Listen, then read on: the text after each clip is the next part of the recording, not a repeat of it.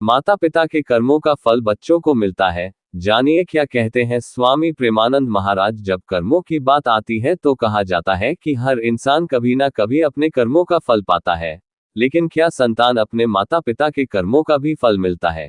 यहाँ जानिए सही जवाब। माता पिता के कर्मों का फल बच्चों को मिलता है। जानिए क्या कहते हैं स्वामी प्रेमानंद महाराज। चलिए जानते हैं कि स्वामी प्रेमानंद जी महाराज माता पिता के कर्मों को लेकर क्या कहते हैं। माता पिता दुनिया में संतान को लाते हैं, उसका पालन पोषण करते हैं और उसे जिंदगी जीने लायक बनाते हैं।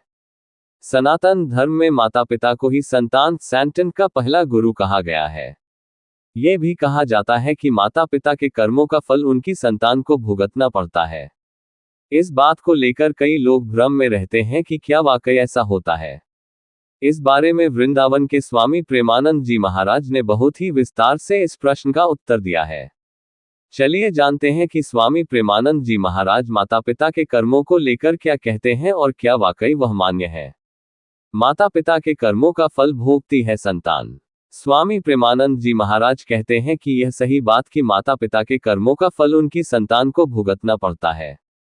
स्वामी प्रेमानंद जी ने बताया कि जिस तरह माता पिता अपने बच्चे को जन्म देते हैं, उसे संस्कार देते हैं, उसे अपनी प्रॉपर्टी और धन दौलत देते हैं, उसी प्रकार वो अपने कर्मों का फल भी संतान को देते हैं। माता पिता के अच्छे कर्मों का फल संतान को संस्कार के रूप में मिलता है। वहीं माता पिता के बुरे कर्मों का फल भी संतान को ही भुगतना पड़ता है और वो जीवन में कष्ट भोगती है। स्वामी प्रेमानंद जी महाराज ने कहा कि अगर माँ बाप बच्चों का सुखमय जीवन चाहते हैं तो उनको अपने कर्म अच्छे और पवित्र रखने चाहिए। इससे उनका जीवन भी सुखी रहेगा और उनकी संतान का भी कल्याण होगा और कभी घर में किसी को परेशानी नहीं होगी और घर में हमेशा शांति बनी रहेगी। बस आपको अपने कर्मों पर विश्वास करना चाहिए।